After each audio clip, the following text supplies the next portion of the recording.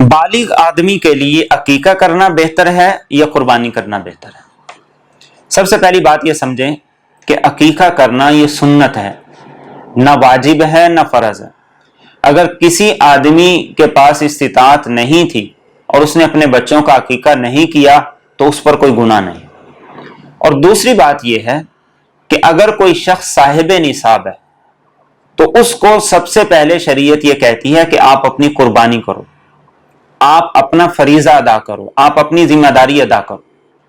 تو اگر آپ صاحب نصاب ہیں تو پھر آپ کے لیے حکم یہ ہے کہ آپ قربانی کریں تاکہ آپ اپنی اس ذمہ داری سے سبکدوش ہو جائیں۔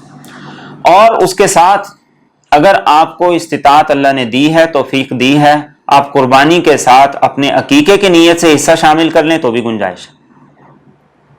اور اگر کوئی شخص صاحب نصاب نہیں ہے، وہ اپنی مرضی سے قربانی کرنا چاہتا ہے یا وہ چاہتا ہے کہ میں اپنا عقیقہ کر لوں، تو ان میں سے بہتر کیا ہے؟